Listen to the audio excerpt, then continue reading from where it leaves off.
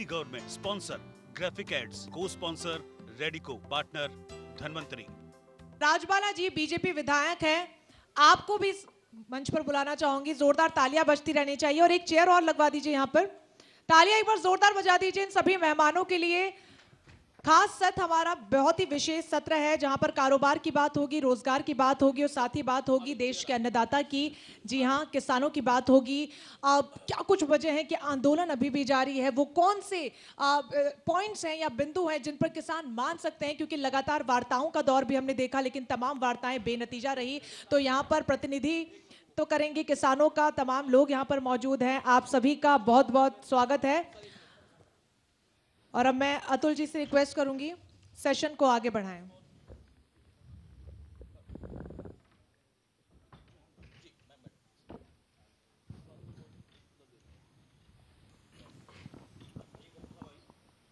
शुक्रिया रंजना। तो जैसा कि इंडिया न्यूज के इस अधिवेशन मंच पर लगातार अलग अलग सत्र में तमाम विषयों पर हम बात कर रहे थे और अब इस वक्त जो देश में सबसे बड़ा विषय है किसान का आंदोलन, रोजगार हमेशा से एक विषय है। इन तमाम चीजों को एक साथ क्लब करके अब इस सत्र में हम आगे चर्चा को बढ़ाएंगे। हमारे साथ तमाम मेहमान पहले से ही मौजूद हैं। राजबाला जी हैं, बीजेपी के विधायक, बहुत स्वागत है एक बार फिर से मैम आपका। शैलेंद्र जी हमारे साथ हैं, अध्यक्ष व्यापार मंडल के, बहुत स्वागत है शैलेंद्र जी आपका। विष्णु कपूर हैं, कारोबारी, हमारे साथ, बहुत स्वागत है विष्णु जी आपका।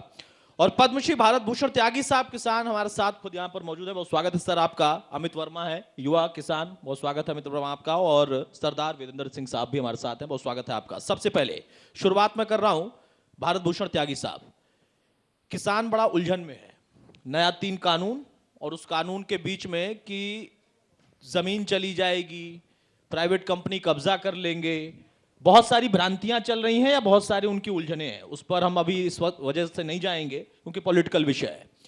आप किसान के तौर पर एक अलग पहचान बना चुके हैं और आपको पद्मश्री से नवाजा गया। सबसे बड़ी बात यह कि आपने अब तक खुद के लिए ही नहीं बल्कि 80,000 से ज्यादा किसानों को प्रोग्रेसिव किसानी करने के लिए प्रेरित भी किया है। यह कब से आपने शुरू किया, मन में कैसे आया, इस सवाल का पहले जवाब दीजिए, फिर चर्चा आगे बढ़ाऊंगा। देखिए, सन 1987 की घटना है जी कि मैंने खेती के जो सारे आयाम हैं आधुनिक खेती के, उनको जांच कर देखा तो पता लगा जी कि जुताई, सिंचाई, खाद, बीज और दवाई, ये सारा जो लागत है किसान बाजार से खरीदते हैं और जिसके कारण बाजार की पूरी मनमानी लागत के साथ होती है। दूसरी बात ये कि जो लागत के आधार पर जो उत्पादन पैदा होता है उसको हम बेचने भी बाजार में जाते हैं और बाजार अपनी शर्तों पर उसको खरीदता है। ठीक है। तो उस समय ये पता लगा कि खेती जो जिस दौर से चल रही है इसमें यदि परिवर्तन नहीं होगा तो आने वाले समय में किसान भी टूटेंगे और गांव भी टूटेगा। तो मैं भारत सरकार के इस कानून परिवर्तन की जो दिशा में कदम बढ़े इसका मैं स्वागत करता हूं, इसलिए चूंकि हम मंडी और बाजार के विरोधी नहीं हैं। हाँ। लेकिन मंडी और बाजार की अव्यवस्था की जो पीड़ा किसानों ने झेली है उसके परिवर्तन के लिए सरकार की रीति नीतियों का सम्मान भी करते हैं और जो नए विकल्प और आयाम सरकार के द्वारा खोले जा रहे हैं उनको किसान भाइयों को समझने की जरूरत है, क्योंकि खेती केवल कानून बदलने से सफल नहीं होगी। किसानों को भी अपनी नीयत और अपनी नीति में परिवर्तन करना होगा, तरीकों में परिवर्तन करना होगा। खेती के साथ अब हम कदम नए सिरे से बढ़ाएं। बहुत बड़ी बात आपने त्यागी साहब कही है कि किसान को भी अपनी नीयत और नीति बदलनी होगी। हालांकि जब राजनीति इसमें प्रवेश कर जाती है तो आपकी बात को ही लेकर वो आप पर हो सकता है तोहमत लगा दे कि आप बीजेपी के आदमी हैं या फिर तमाम तरह की बातें। किसान की नीयत तो कभी खराब होती ही नहीं, ये कह के वो उकसाना शुरू कर देंगे, वो मतलब अलग अलग पॉलिटिकल दल के लोग। लेकिन आपने खुद कहा है और आप खुद ना सिर्फ अपने आप को बदलने में कामयाब रहे, आपने उन दिक्कतों को सहा, समझा, जिसका जिक्र आपने किया, बल्कि उसके साथ साथ आपने कहा कि बहुत सारे किसानों को आपने प्रेरित किया। एक छोटा सवाल और आपसे, जो आपने बदलाव किया परंपरागत खेती की, उस परंपरा को तोड़ने के लिए ही ना। और परंपरागत खेती की अगर मैं बात करूंगा तो 2-4 चंद फसलें याद आती हैं। एग्रीकल्चर का स्टूडेंट मैं भी हूं। धान, गेहूं 2 कॉमन फसल, नकदी में वहीं कपास, वहीं गन्ना, 2-3 जगहों पर या कुछ स्टेट में। यही तो परंपरागत खेती थी जिसको आपने तोड़ दिया। देखिए, पहले तो मैं निवेदन करूंगा, जो मैंने नियत शब्द का इस्तेमाल किया वो व्यवस्था के अर्थ में किया है। बिल्कुल। और इसमें राजनीतिक लोग इसका क्या अर्थ लगाएंगे मुझे पता नहीं, क्योंकि मैं राजनीतिक नहीं हूँ। दूसरी बात मैं ये कहना चाहूँगा कि जो आपने सवाल उठाया ये बड़ा महत्वपूर्ण है जी। हमने जब प्रकृति की व्यवस्था को देखा तो पता लगा प्रकृति एक चीज पैदा नहीं करती, अनेक चीजें पैदा करती है, लेकिन आधुनिक खेती मोनोक्रॉपिंग पैटर्न को स्वीकारती है। यही किसानों की दुर्दशा का कारण है। दूसरी बात, इकोलॉजिकल सिस्टम में यदि हम ध्यान से देखें तो जमीन का जो सतही घनत्व है उत्पादन का मोनोक्रॉपिंग पैटर्न के कारण टूट गया। अब हम केवल गेहूं और धान ले रहे हैं, जबकि मैं उस खेत में से 10-12 फसल निकाल सकता हूं। बिल्कुल बिल्कुल। अब ये क्यों नहीं हुआ? इसके लिए ये नहीं हुआ कि जो रसायन और मशीन का व्यापार जो खेती पर हुआ वो मोनोक्रॉपिंग पैटर्न में ही लागू होता है, मिक्स क्रॉपिंग पैटर्न में लागू होता नहीं होता है। बिल्कुल, ये सीधी सी बात। देखिए बड़ी सिंपल सी चीजें हैं लेकिन समझना होगा। राजबाला जी, यही तो सरकार समझाने की कोशिश कर रही है। आप लोगों के समझाने से पहले ये किसान खुद समझ गए और लोगों को भी समझा रहे हैं, लेकिन फिर भी आप लोग दोषी करार दिए गए। नहीं देखिए, कानून बनाकर भी कानून के पैमाने में फंसा दिए गए। देखिए बहुत अच्छी बात है, भूषण जी ने कहा नियत की बात की।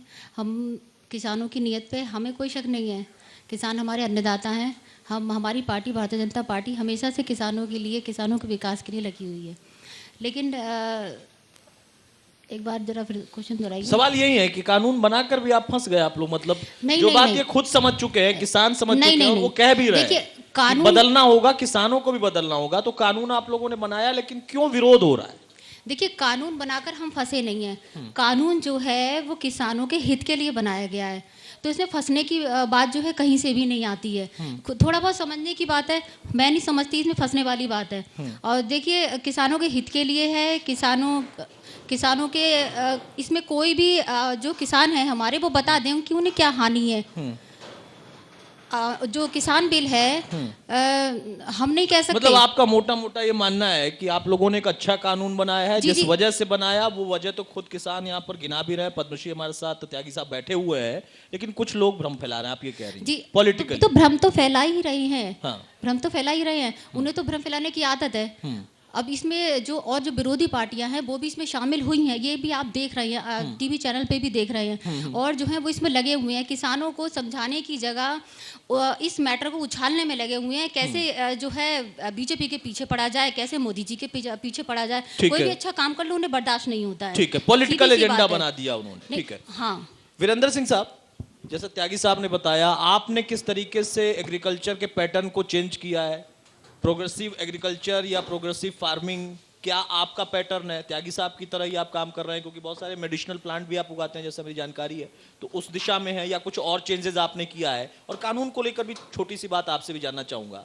पंजाब के किसान ज्यादा विरोध कर रहे हैं, ये कहा जा रहा है भी, सच्चाई भी है। उत्तर प्रदेश के भी तमाम किसान यूनियन के लोग वहां पर पहुंचे हुए हैं, लेकिन क्यों ये कहा जा रहा है कि असल में वहां पर इस कानून का वाकई असर पड़ेगा, इस वजह से वहां ज्यादा विरोध है? इसको आप समझाएंगे जरा।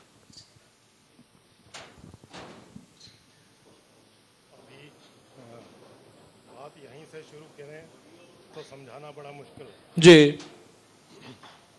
अगर हम माइक थोड़ा करीब कर लें, इस बात को थोड़ा सा पीछे जाके सोचें। जी जी। इसे उस टाइम लेके जाएं जब ग्रीन रेवोल्यूशन बिल्कुल बिल्कुल शुरू हुई। समझ गया।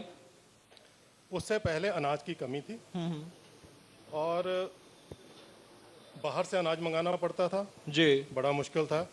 और अनाज को कैसे सबके लिए पैदा किया जाए, ये एक बड़ी चुनौती थी हमारे सामने, कंट्री के सामने थी। ठीक है। तो उस टाइम ये ग्रीन रेवोल्यूशन के लिए पंजाब स्टेट को, जब पंजाब की बात की आपने, पंजाब स्टेट को चुना गया था। हाँ। कि वहाँ की धरती बड़ी फर्टाइल है, पानी भी है, और वहाँ के जो तीसरा फैक्टर था वो ये था कि लोग बहुत मेहनती हैं। बिल्कुल। वो इसको अंजाम दे सकते हैं।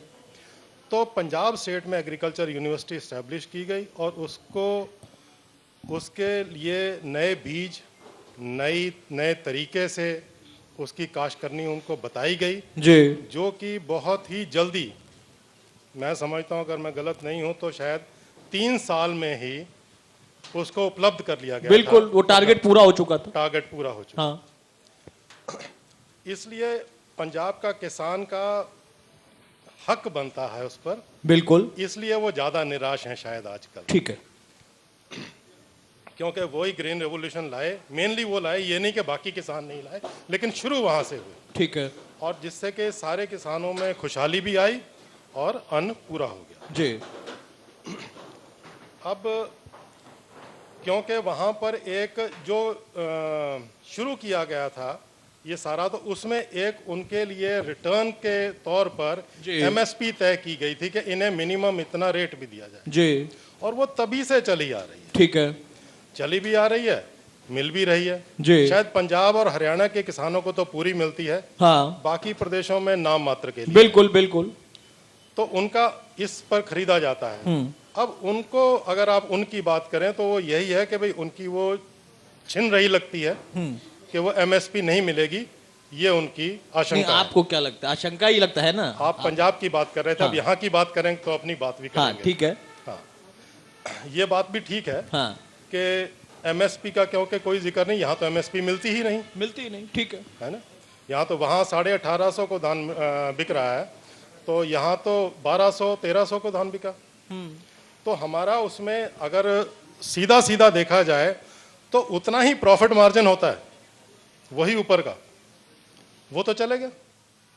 तो हम तो प्रॉफिट कुल मिला के मेहनत करते हैं कि इस साल कोई बात बन जाएगी, इस साल शायद भाव अच्छा मिल जाएगा। यही वजह है कि आपने बड़ी सच्चाई वाली बात बताई कि वहां तो एमएसपी जो है वो मिल जाती है कम हो। जी हाँ, दूसरे स्टेट में और खासतौर से उत्तर प्रदेश में हम बैठे हैं तो वहां पर नहीं मिलती। नहीं मिलती। सच्चाई है, बदलते दौर में हो सकता है थोड़ा बहुत इजाफा हुआ, कुछ सख्ती सरकार की तो कुछ मिल जाता है। इसी वजह से तो आपने फार्मिंग का पैटर्न चेंज किया कि कुछ और फसलों पर हम जाएं जिससे हम सही दाम तुरंत निकाल पाए, यही तो टारगेट रहा होगा। अब इसमें अगेन दो बातें। हाँ, आप जो एक खेती ऐसे ही नहीं है कि सारा पैटर्न चेंज कर लेंगे या सारा एक ही फसल पर चले जाएंगे, ठीक है, या दूसरी फसलों पर चले कोई भी शायद व्यापार भी इसी तरीके से होता होगा, लेकिन खेती मैं समझता हूँ कि इसमें दो पहलू हैं। एक जिसे कि जो हमारा ब्रेड एंड बटर का कॉन्सेप्ट है, ठीक है, एक हमारा बेसिक है जिसे कि इतना हमें मिलना चाहिए, इतना हमें चाहिए ही, हम उस हिसाब से फसल बोते हैं, ठीक है, कि ये तो बेसिक नीड है हमारी। कुछ फसलें हम ऐसी बोल लेते हैं जो कि कैश क्रॉप्स हैं या जिससे हमें रिटर्न ज्यादा आ जाए, उम्मीद होती है कि ज्यादा आ जाएगी, और कई बार आती भी है, कई बार नहीं भी आती है, नहीं बिकती है तो नहीं आती है, लेकिन वो है कि उसमें इस तरह से हो सकता है कि एक जैसे गेहूं धान, ये खेती में एक फिक्स्ड है कि बहुत मिनिमम प्रॉफिट होता है, लेकिन इतना हो जाता है थोड़ा सा। लेकिन अब दूसरी क्रॉप है जैसे कि मेंथा है या और भी बहुत सारी क्रॉप्स हैं जिसमें कि रेट्स अगर बड़े अच्छे मिल गए, क्योंकि मार्केट डिपेंडेंट है वो, तो उसमें कई बार अच्छा रेट हो गया और अच्छी यील्ड आ गई तो बहुत अच्छे रिटर्न्स आ जाते हैं, अच्छे रिटर्न्स भी आ जाते हैं। और कई बार जब नीचे होता है तो नहीं आता। शैलेंद्र शर्मा जी, मैं आपसे जानना चाह रहा हूं, मेंथा का जिक्र किया और रामपुर में हम बैठे हैं तो उसका खास तौर पे तो व्यापार मंडल इस चीज को कैसे किसानों के साथ तालमेल बिठाकर आगे बढ़ाने की कोशिश कर रहा है, या अभी जो नए कानूनों के बीच में चर्चाएं चल रही हैं तो क्या आपको लगता है कि कुछ अच्छे उसमें अवसर निकल कर आएंगे? देखिए, जहाँ तक किसान और व्यापारी की बात है जी, मैं व्यापारी वर्ग को प्रतिनिधित्व देता हूँ, व्यापारी वर्ग से हूँ, लेकिन एक बहुत पुरानी कहावत रही है कि उत्तम खेती मध्यम बान और निम्न चाकरी भीख समान।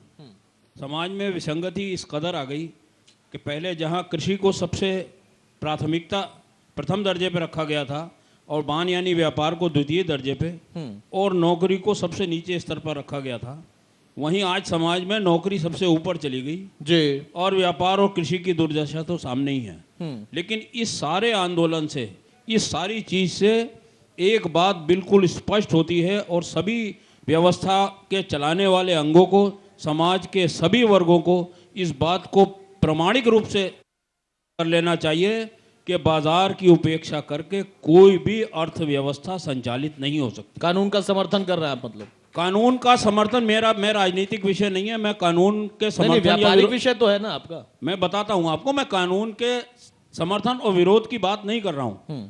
मैं ये उस व्यवस्था की ओर आपका ध्यान आकर्षित करना चाह रहा हूं कि सारी व्यवस्था की जड़ में अर्थव्यवस्था है और बाजार की उपेक्षा करके नहीं चला जा सकता। बिल्कुल, कृषि का मूल्य भी बाजार ही नियंत्रित करता है। बड़ी बात। अगर 1200-1300 का मूल्य बाजार किसान को दे रहा है और बाजार को सपोर्ट दी जाए तो ये मूल्य एमएसपी से भी अधिक निकल जाएगा।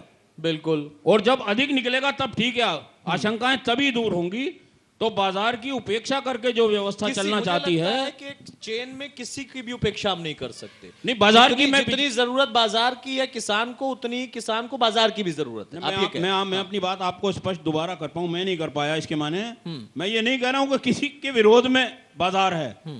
बाजार को नजरअंदाज करके नहीं चला जा सकता। मार्केट एक बहुत बड़ी फोर्स है और बाजार की उपेक्षा करके, बाजार से ही तो अपेक्षा है, अपेक्षा की जगह भी उपेक्षा अगर मिलती है बाजार को तो अर्थव्यवस्था में गतिरोध आते हैं। मैं तो शायद गतिरोध पहली आते बार हैं। मैं ही समझ गया था, लेकिन बहुत सारे लोग बार बार नहीं समझते हो, यही कहते हैं नहीं बाजारवाद हावी हो जाएगा, हावी हो जाएगा, हावी। बिल्कुल। स्वामीनाथन साहब ने भी यही लिखा है, फिर से लिखा, उन्होंने कोशिश की है समझाने की। मैं वहीं उसी बात पे जा रहा हूं कि स्वामीनाथन जी ने जहां कृषकों की एक पहलू को एड्रेस किया, वहीं बाजार की व्यवस्था को एड्रेस नहीं किया। इस पूरी व्यवस्था में, पूरे तंत्र में बाजार की उपेक्षा हो रही है, लेकिन बाजार की उपेक्षा करके चला नहीं जा सकता। ना तो अर्थव्यवस्था को गति दी जा सकती है, ना ही अर्थव्यवस्था पुष्ट होगी। हमेशा संघर्षों के आयाम बने रहेंगे।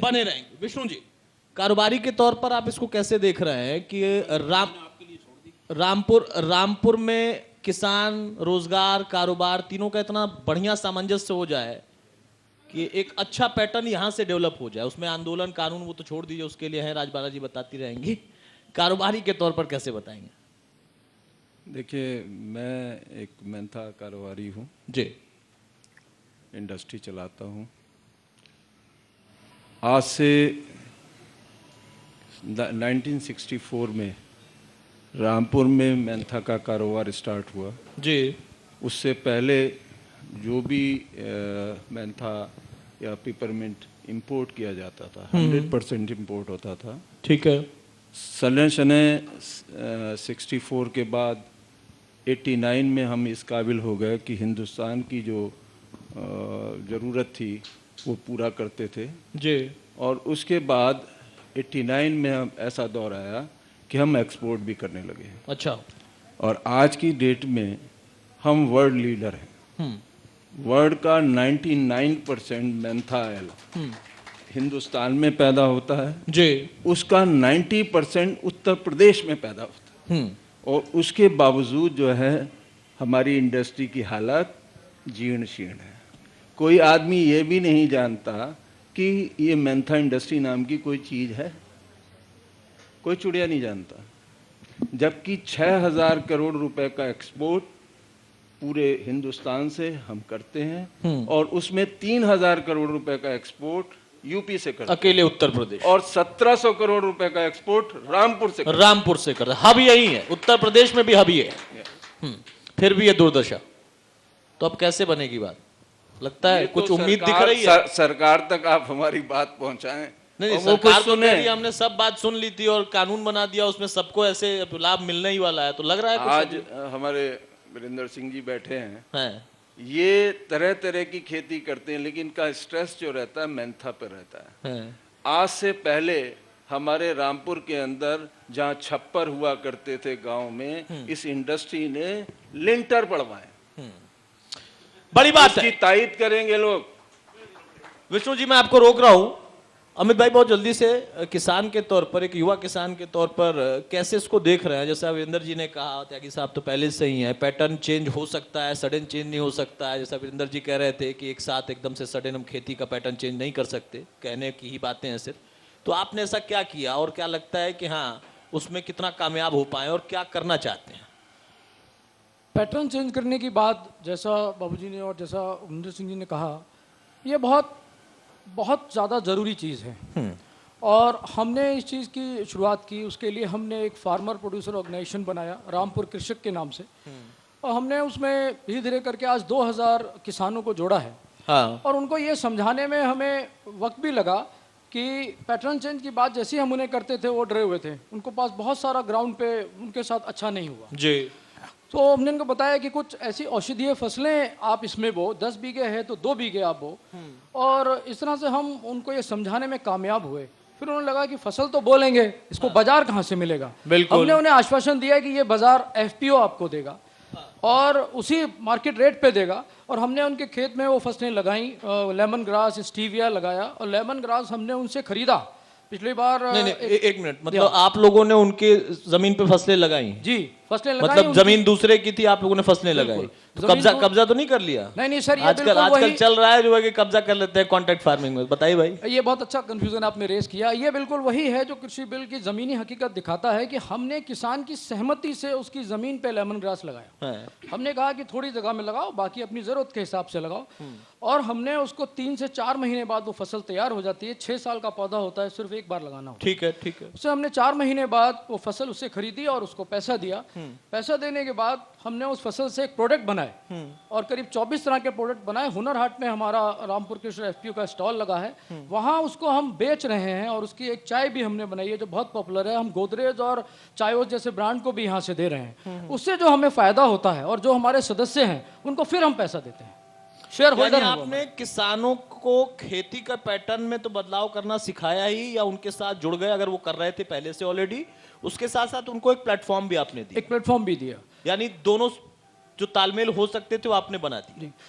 त्यागी साहब, मैं आपसे जानना चाहता हूँ, समय थोड़ा कम है, मैं सिर्फ इतना जानना चाहता हूँ। मैं बहुत इसमें बहुत सारांश की बात कहूंगा कि अभी जो बात आई थी कि व्यापार के बिना या उत्पादक के बिना या उपभोक्ता के बिना, देखिए बिना शब्द के बारे में तो इतना समझ लें कि संतुलन उस क्रिया का नाम है जहां पर सभी का अस्तित्व बना रहे जी। स्थिति पर जो गंभीरता आई है, कानून में परिवर्तन की बात हो या खेती में परिवर्तन की बात हो, उसका खास मुद्दा ये था कि आर्थिक असंतुलन के कारण किसानों में, चाहे उनके मकान पक्के थे लेकिन उनके बैंक के कर्जे बढ़ गए, बिल्कुल, और पीड़ा बढ़ी है। इसलिए यहाँ पर हर वर्ग को ये सोचने की जरूरत है कि जब तक देश में आर्थिक संतुलन को लेकर कोई क्रांतिकारी पहल नहीं होगी जी। और इन बिलों का सीधा संकेत यही है कि जो अभी अमित भाई ने कहा है कि हमने जिम्मेदारी ली थी कि किसानों के बीच में उनको सिखाएंगे भी, समझाएंगे भी, प्रोसेस के बाद में भी उनको जो उत्पादन आएगा उसमें भी उनकी हिस्सेदारी होगी। तो फार्मर प्रोड्यूसर कंपनी एक्ट को किसानों के बीच में पहुंचाने का काम ऐसे नौजवान करेंगे। मैं इनको साधुवाद देता हूं। और ये भी इस चैनल के माध्यम से मैं सम्मान करता हूं आपका कि किसानों के साथ में ये संकेत अब जाने की जरूरत है कि जो बाजार व्यापार के नाम पर जो कंफ्यूजन खड़े हुए, वो एक तंत्र है, एक व्यवस्था है। वहां मुट्ठी भर लोगों की मनमानी को हम किसी पर भी आक्षेप नहीं लगा सकते। लेकिन अब राष्ट्र बदल रहा है, आर्थिक असंतुलन और गरीबी। उत्तर प्रदेश की सरकार ने कितना इस दिशा में कदम उठाया है? एक तरफ तो केंद्र का कानून है, उनकी अपनी तरफ से कोशिश है। उत्तर प्रदेश सरकार के द्वारा मैं बताऊं आपको कि उत्तर प्रदेश शासन के द्वारा यहाँ पर उत्तर प्रदेश राज्य जैव ऊर्जा विकास बोर्ड है। लगभग 140 फार्मर प्रोड्यूसर कंपनियों को हमने लॉकडाउन के समय, कोरोना संकट काल में बनाया और किसानों को प्रेरित किया कि आप इसमें अपना डाइवर्जन करें, जड़ी बूटियों की तरफ जाएं, प्रोसेसिंग की तरफ जाएं। क्योंकि हम देख रहे हैं कि जहां पर हम बाजार में जाकर फंसते हैं, वहां यदि कहीं भी इकट्ठे होकर कंज्यूमर के पास पहुंच जाते हैं तो एक रास्ता नया निकल जाता है। बिल्कुल। तो मैं अंत में एक बात कहना चाहूंगा कि खेती के 3 महत्वपूर्ण घटक हैं। एक है उत्पादन करना, दूसरा है उसको कंज्यूमर तक ले जाने के लिए उसका प्रमाणीकरण या गुणवत्ता नियंत्रण, और तीसरा प्रोसेसिंग। ठीक है। इसके द्वारा जो वितरण की प्रणाली है उसमें ब्रांडिंग, पैकेजिंग, इनकी चर्चा होती है, लेकिन मुख्य 3 घटक हैं। यदि हम ये जो बिल है ये सीधा सीधा संकेत कर रहे हैं कि अब उत्पादक किसान केवल उत्पादक ना रहे, बल्कि वो व्यवसायी बनकर, उद्यमी बनकर वो उत्पादक भी रहे, प्रमाणीकरण को भी समझे, प्रोसेसिंग भी करें, और बाजार व्यवस्था से साथ जुड़कर, जो अभी भाई जी ने कहा था व्यापार तंत्र की बात, देश को बड़ी जरूरत है, अच्छे व्यापारियों की जरूरत है, ताकि किसानों के सरप्लस प्रोडक्शन को हम निर्यात कर सकें, अच्छी जगह पहुंचा सकें। राजबाला जी। अतुल जी, एक सवाल मेरा भी था, राजबाला जी से ही था। काफी देर से मैं इंतजार कर रही थी क्योंकि समय भी ज्यादा नहीं है। अब राजबाला जी, जिस तरीके से एक तबका ऐसा है जो इन कानूनों का समर्थन कर रहा है, एक बहुत बड़ा तबका ऐसा भी है जो इस कानून के विपक्ष में है। लेकिन प्रधानमंत्री आते हैं, हर मोर्चे पे यही बोलते हैं कल्याणकारी है ये पूरा बिल। आपने भी अभी भी कह दिया कि किसानों के हित में, लेकिन क्या वजह है कि किसान भरोसा नहीं कर पा रहा है? अभी अभी प्रधानमंत्री वीडियो कॉन्फ्रेंसिंग के जरिए किसानों को संबोधित कर रहे थे। उन्होंने कहा कि किसानों की आड़ में विपक्ष इवेंट मैनेजमेंट कर अपनी राजनीति चमका रहा है, लेकिन किसानों ने यह साफ कर दिया है कि हम इन तीनों कानूनों को वापस करवाए बिना यहां से वापस नहीं जाएंगे। फिर क्या वजह है कि भारतीय जनता पार्टी, केंद्र सरकार इसे साफ तौर पर वापस नहीं ले रही, सिर्फ बातचीत के लिए बार बार प्रस्ताव भेज रही? तो क्या लगता है यहाँ राजनीति नहीं हो रही है? देखिए, किसी भी समस्या का समाधान बातचीत से ही निकलता है। सरकार किसान मैडम किसान अपना मूड जो है वो साफ कर चुके हैं, हम बातचीत के लिए तैयार नहीं है, तीनों बिल आप वापस लीजिए, हम वापस चले जाएंगे। नहीं, मैंने कहा ना, बिना बातचीत के कोई भी समस्या का समाधान हम नहीं कर सकते। सरकार बातचीत करेगी, किसान भी बातचीत कर रहे हैं, ऐसी बात नहीं है। आप तो रिपोर्टर है, खुद देखा है आपने, बातचीत चल रही है और आगे भी चलेगी। देखिए, इस समस्या का समाधान जरूर निकलेगा, इतना मैं कह सकती हूँ। भरोसा, आपको भरोसा है कि किसान को भी भरोसा हो जाएगा। हाँ। वीरेंद्र सिंह साहब, मेरा सवाल अब आपसे है, आपने कहा सडन चेंजेस नहीं हो सकते हैं और एक हरित क्रांति का आपने जिक्र किया, तो उसके लिए जगह चिन्हित की गई पंजाब की, लेकिन वहीं पंजाब धीरे धीरे पानी की एक बड़ी समस्या से जूझने लगा, ये भी सच्चाई है। बासमती वो सबसे अच्छी उगाते हैं, बिल्कुल सच है, लेकिन वो बासमती उगा उगा के उस उर्वरा शक्ति को खत्म कर दिया जमीन की, ये भी एक सच्चाई है। इस देश में विदेशों से नकारे गए यूकेलिप्टस को लगाकर सरकारों ने यह कहा कि हमने तो शानदार वृक्षारोपण करा दिया। वो यूकेलिप्टस सबसे ज्यादा पानी का दोहन करता है। आज पैटर्न बदलने की तो है जरूरत। आप लोगों ने उत्तर प्रदेश में कुछ चीजें बदला है, त्यागी साहब हैं, अमित भाई ने जैसा बताया। अब यहां पर क्या लगता है कि हाँ, अगर सिर्फ कानून आंदोलन इनसे इतर एक किसान के तौर पर, जैसा अभी बताया था विष्णु जी ने कि आप मेंथा पे ज्यादा फोकस करते हैं, किन खास तरह की क्रॉप्स पर या उस पैटर्न पर हमें फोकस करना होगा और सरकारें भी उस पर एक प्लेटफॉर्म तैयार करें? बाकी आंदोलन और ये सारी बातें तो चलती रहेंगी, जिसमें रामपुर का किसान विकसित हो, उत्तर प्रदेश का किसान विकसित हो। विंदर सिंह, इसमें एक ही विकल्प है जो सरकार को जरूर करना चाहिए, जो कि बहुत जरूरी है, जो कि उसको किसान को उसकी एमएसपी मिलनी चाहिए जी। एमएसपी तो मिनिमम सपोर्ट प्राइस है, वो एमआरपी नहीं मांग रहा ना, बिल्कुल एमआरपी नहीं मांग रहा, वो एमएसपी मांग रहा है कि उसको एक मिनिमम सपोर्ट प्राइस, जो कि गवर्नमेंट कह भी रही है कि हम देते हैं, उसको सुनिश्चित करना चाहिए। नहीं तो उसका विकास नहीं हो सकता, वो आगे सोच ही नहीं पाएगा। ठीक है, वो रिस्क ही नहीं ले पाएगा। आप कह रहे हैं मेंथा की क्रॉप, जिसके पास ये नहीं पता, मेंथा की जैसे बैठे हैं, मैं बता देता हूं कि एक साल 1600 रुपए तक रेट चलेगा। ठीक है, एक साल 700 रुपए तक आ गया। 700 रुपए में खर्चे भी पूरे नहीं होते, आधे से भी कम पर तो उतने कम में हमारा घाटा हो जाता है।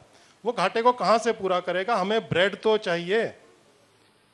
ये अब सरकार की इस नीति से तो ये पता लगता है कि ये जो आपके पास रोटी है ये हमें दे दीजिए, आपको मक्खन लगा के देते हैं। नहीं, हमें इसमें शक है। हम कह रहे हैं रोटी तो हमारे पास ही रहने दीजिए, आप मक्खन का इंतजाम कीजिए। आप दूसरी क्रॉप्स का विकल्प रख रहे हैं ना कि शिफ्ट करना चाहिए, उसको कीजिए, हल्के हल्के उस तरफ लाइए आप। ठीक है, मार्केट बढ़ाइए, व्यापार बढ़ाइए, जो भी इंसेंटिव्स देने हैं वो देइए, उस तरफ कीजिए। हम नहीं रोक रहे कि आप वो मार्केट डेवलप नहीं होनी चाहिए, लेकिन जो बेसिक है, जो मिनिमम प्राइस है, और जो कि ये एक सबकी खेती है, जो गेहूं और धान है, ये हर एक आदमी बोता है, चाहे सारे में ना बोए, थोड़े में बोता है। ठीक है, लेकिन वो तो उसकी रोजी रोटी है, उस पर तो मिनिमम प्राइस दीजिए।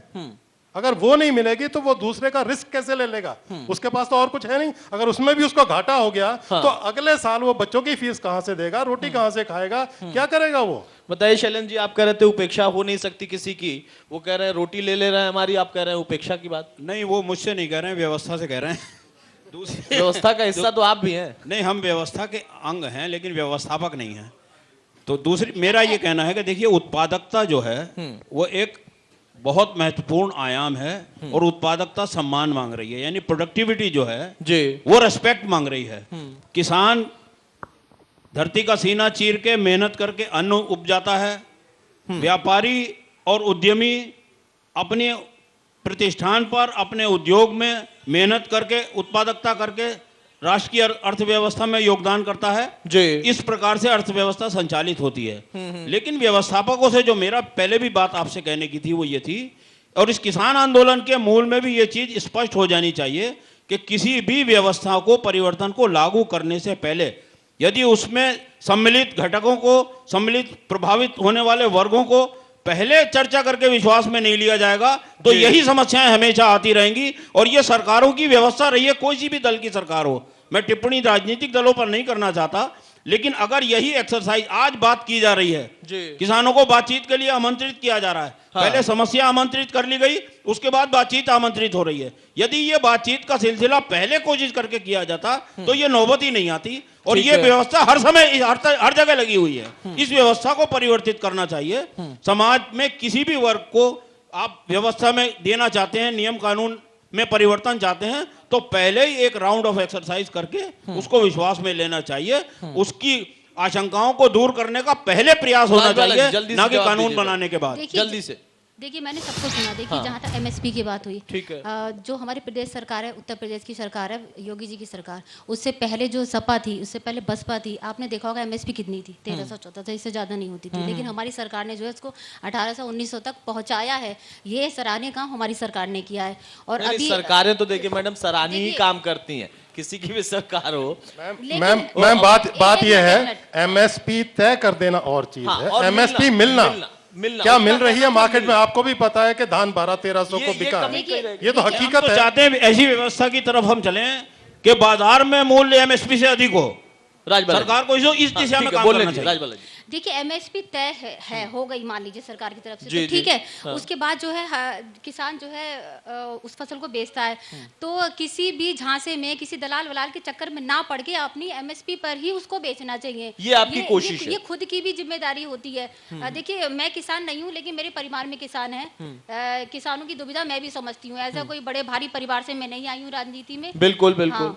तो इसलिए मैं भी समझती हूँ। और देखिए जहाँ तक जो फसल बदलने की बात है, ये नहीं है कि जो परंपरागत फसलें वो युक्ति आए, जैसे अम्मी जी ने अभी बताया, ठीक है। सरकार यही तो चाहती है कि जो है फसल में बदलाव हो। जरूरी नहीं है परंपरागत फसलें ही किसान उगाता रहे, थोड़ा बदलाव भी आए। अभी परसों जो है हमारे रामपुर में किसान सम्मान दिवस मनाया गया।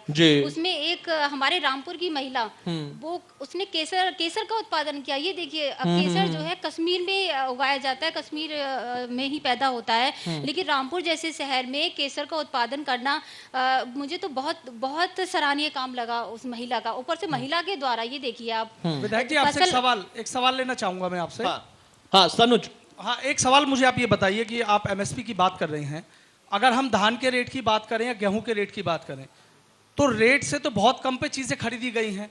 आपने एमएसपी की बात तो कर रहे हैं कि हम एमएसपी पे दे रहे हैं, लेकिन जो उससे कम रेट पे खरीद रहे हैं, चाहे गेहूं की बात हो या इस बार धान की बात हो, तो धान तो 1200-1400 रुपए तक खरीदा गया, जो गेहूं है वो भी कम खरीदा गया।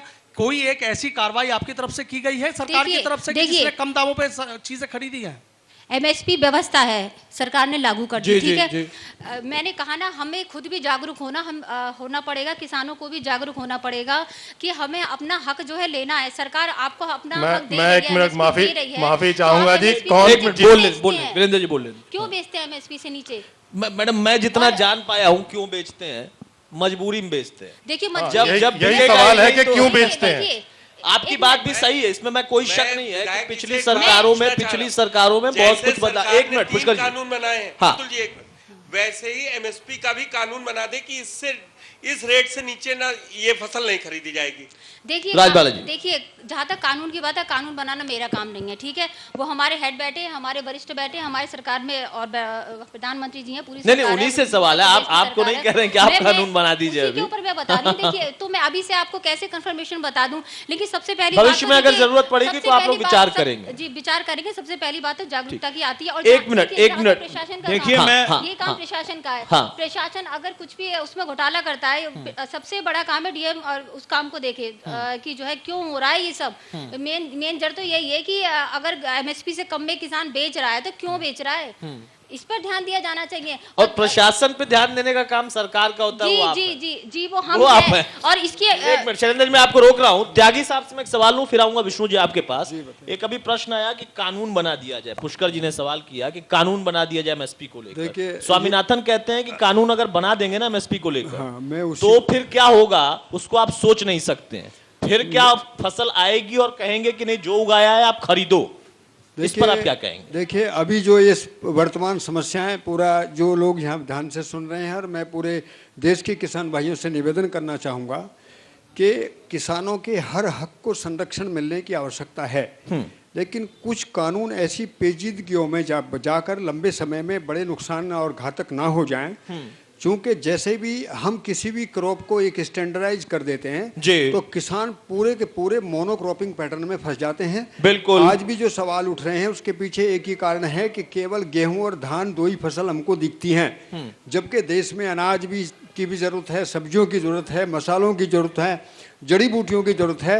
मैं आपको बता देना चाहता हूं कि कोरोना संकट काल में 35% हमारे ऑर्गेनिक प्रोडक्शन की डिमांड अंतर्राष्ट्रीय स्तर पर बढ़ी, जड़ी बूटियों को लेकर इम्यूनिटी बूस्टर के रूप में जड़ी बूटियों की मांग बढ़ी जी। ऐसी स्थिति में हमको इस बहस को बहुत संवाद के जरिए हल करने की जरूरत है। बिल्कुल, सबसे बड़ी बात यही है। हाँ। उलझन कहां है, और जो बात कही है त्यागी साहब ने कि कानून अब बन गया है वो हट जाए, वो विषय नहीं है। उस कानून के बनने के बाद या फिर नए कानून बनने के बाद उसमें कहीं और नई उलझन आ जाए, उस पर संवाद करने की जरूरत है। विष्णु जी, समय थोड़ा कम है, बहुत संक्षेप में चाहूंगा। आपने कहा कि मेंथा का क्या योगदान है और उत्तर प्रदेश का क्या योगदान है, रामपुर का उससे ज्यादा क्या योगदान है। अब लगता है कि हाँ, कम से कम कुछ ऐसी व्यापक चेंजेस आ रहे हैं, धीरे धीरे उनका संवाद के जरिए निराकरण होगा और एक प्लेटफॉर्म कारोबारियों को भी मिलेगा ताकि किसान, कारोबार, रोजगार तीनों एक प्लेटफॉर्म पर आ जाएं, उसका एक रिजल्ट निकले। Could not get your point. मेरा सर सवाल यह है कि किसान के साथ रोजगार, आप लोग इंडस्ट्री चला रहे हैं, मेंथा का आप कर रहे हैं कारोबार, लगता है कि आज की डेट में जो चेंजेस हुए हैं कानून को लेकर या जो भी सरकारें कर रही हैं प्रदेश की या केंद्र की, उससे वो तीनों एक साथ एक चेन में आ जाएंगे, ये उम्मीद है या नहीं है आपको? देखिए, सरकार का काम अपना है। आप पिछले जब से हमारा देश आज़ाद हुआ है आज तक कानूनों को देख लें, वही कानून चल रहे हैं जो अंग्रेजों ने बनाए थे। नहीं, ये तो मोदी सरकार ने बनाया। मोदी सरकार ने जो बनाए उसी पैटर्न को हटके जो भी कुछ आता है बाहर के विदेशों के पैटर्न पे ही आता है। तो ये कह देना कि भाई वो सक्सेसफुल होगा या नहीं होगा, वो तो गर्त में छुपा हुआ है, इसको तो कुछ नहीं कर। लेकिन आज के परव्यू में ये देखते हैं कि किसानों की कोई समस्या है तो उसको सॉल्व होनी चाहिए, वो हमारे अन्नदाता। तो कारोबार और किसान, अगर स्पेसिफिक मैं आपसे पूछूं एक कारोबारी के तौर पर, किसानों को आप अपने साथ कैसे जोड़ते हैं? बहुत छोटा सा जवाब सर। हमारे साथ तो किसान डायरेक्ट जुड़े हुए हैं। मेंथा जो है किसान बोता है, किसान डिस्टिल करता है खुद और हमारे पास लेके आता है और हम उसे बने हुए विभिन्न प्रोडक्टों को एक्सपोर्ट करते हैं। जो मोदी जी का कहना है किसान से एक्सपोर्ट तक, मतलब गांव से धरती तक, ये हम पहले ही से ही कर रहे हैं। गांव उसको देश में करना है तो गांव के अंदर लगभग 1.5 लाख यूनिटें मेंथा डिस्टिलेशन की लगी हैं, छोटी छोटी।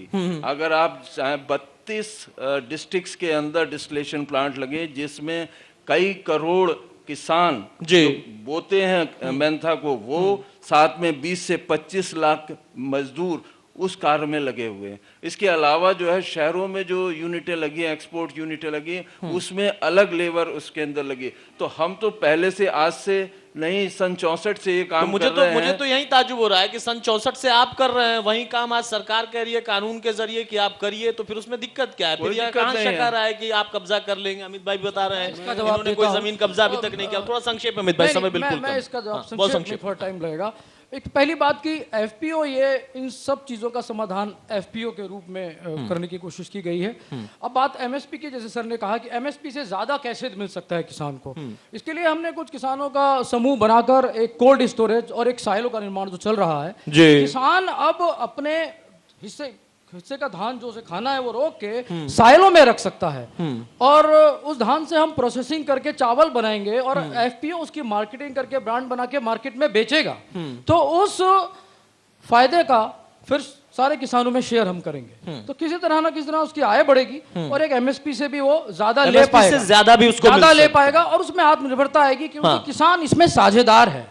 चलिए, मोटा मोटा लब्बोलू आप देखिए जो समझ में मुझे आया और त्यागी साहब ने भी जैसा समझाया। मुझे 1 मिनट का अवसर देंगे? मुझे 1 मिनट का अवसर दें सर। 1 मिनट तो नहीं, लेकिन आधा मिनट, बहुत जल्दी से आधा मिनट। देखिए, इस चर्चा में भी ये बात पूरी स्पष्ट तौर से स्थापित हो गई कि बाजार को समर्थन दिए बिना काम नहीं चल सकता।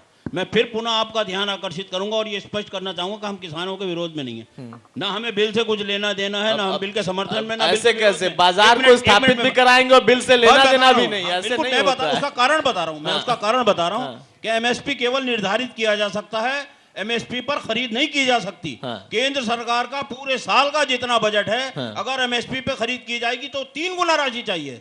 वो संभव ही नहीं है। अगर बाजार को पुष्ट कर देंगे, मैं आंकड़ों के हिसाब से आपको बात बता रहा हूं, सर भंडारण भी नहीं है एमएसपी पे बाजारी सहयोगी। एमएसपी पे 1 मिनट में अपनी बात कंप्लीट कर लूं, बहुत जल्दी से। एमएसपी से अधिक मूल्य पर बाजार में खरीदारी हो पाए, ये व्यवस्था को हमें ये सुदृढ़ विकल्प करना बन सकते चाहिए। हैं जो बना भी है। यही व्यवस्था चलेगी। एमएसपी पर निर्धारित होकर बहुत MSP संक्षेप में। निर्धारित की जा सकती है, एमएसपी पर खरीद नहीं हो सकती। एमएसपी एक सपोर्ट प्राइस है, एमएसपी पर खरीद हो सकती है, क्योंकि वो कोई खरीद के गवर्नमेंट ने ही नहीं रख लेना, वो एलोकेट होता है। बिल्कुल, बिल्कुल। प्राइवेट पार्टीज को, शेलर्स पर जाता है, फ्लावर मिल्स पर जाता है, अलग अलग जगह पर जाना है। वो तो सिर्फ इतना सुनिश्चित करना है कि उसको एमएसपी मिल जाए, उससे कम ना मिले, हाँ, या उससे ज्यादा मिले। सुनिश्चित अगर मंडी कर में भी सकते बोली हैं। शुरू होती है दूसरा कि भाई विकल्प इतने भी ढूंढ पे, सकते तो हैं। एक मिनिमम प्राइस से मिनिमम की जाए। प्राइस सपोर्ट का। त्यागी साहब बहुत देखिए, संक्षेप में मैं लेकिन। अंत में एक बात कहना चाहूंगा कि हम कानून में संशोधन करके जो सारा हल खोजना चाहते हैं, ये एक तरफा बात है।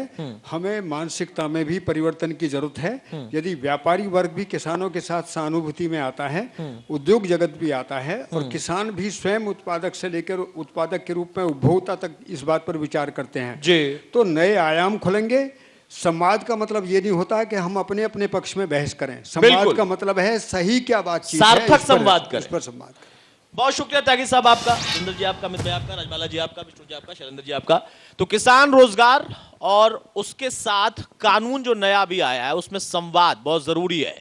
कुछ बदल कर दिखाया भी है। यहाँ पर त्यागी साहब बैठे हैं, अमित भाई यहाँ पर बैठे हैं, और एक पुराने कारोबारी जो कि रामपुर में खासतौर से मेंथा के प्रोडक्ट से जुड़े हुए हैं, उनका कहना है कि काम तो किसानों के साथ जुड़कर हम लंबे समय से कर रहे हैं, लेकिन हाँ, सरकारों की अनदेखी की वजह से या फिर कहें कुछ अड़चनों की वजह से वो सिर्फ बातें ही रह गई, उसका असल लाभ नहीं मिला।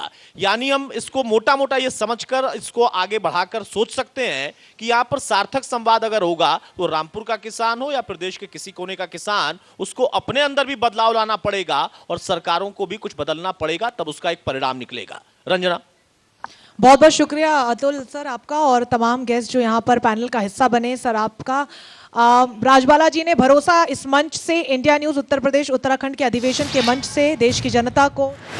Powered by UP government, sponsor graphic ads, co sponsor Radico, partner Dhanvantari.